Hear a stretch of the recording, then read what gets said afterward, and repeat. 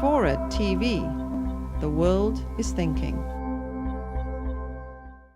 I'd like to mention the so-called Mozart Effect, which refers to findings from studies in the 1990s that listening to Mozart increases performance on spatial reasoning tests.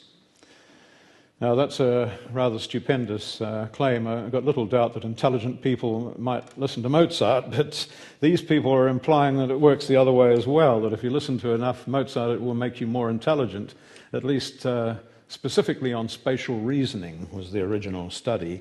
A lot of the people who were selling Mozart Effect tapes to play to your children and so on had missed the point that it was very specific to spatial tests, the effect that the original authors were claiming. Now, of course, there have been a number of replications since that time, most of which have failed, incidentally, and various questions have arisen. Does it have to be Mozart, or would Beethoven do? Does it even have to be classical music, or would any kind of music do? Does it have to be music that the listener enjoys? Is another critical question. And none of these questions have actually been answered in any very satisfactory way. But in the meantime, a number of other interesting results have emerged and been reported. For example, one study showed that epileptics have less severe seizures than they do with Mozart being played, or indeed pop music or silence. Two fairly useful controls in that particular study to specify that Mozart was creating that effect. Or it might be Mozart-like music. Maybe Salieri would do. They didn't try that. MRI scans show that the cerebral cortex is more widely activated by Mozart than pop music or even Beethoven in this instance.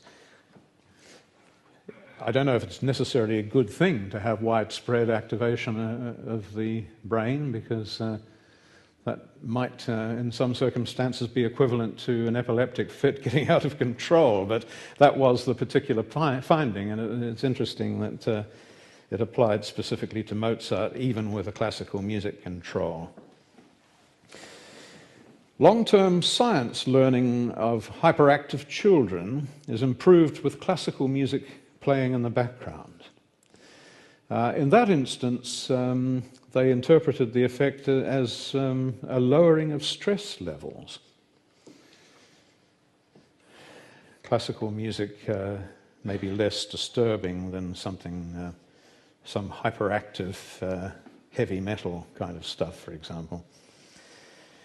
And another study showed that early keyboard training would enhance creativity and general IQ. And the interpretation there was that it might be helping to build neural networks that are later applied to problem solving. So, whether or not there's any truth in the original Mozart effect, it does seem that music, and especially classical music perhaps, has the capacity to lend structure to developing or scrambled brains, and this is just one of its many impressive powers.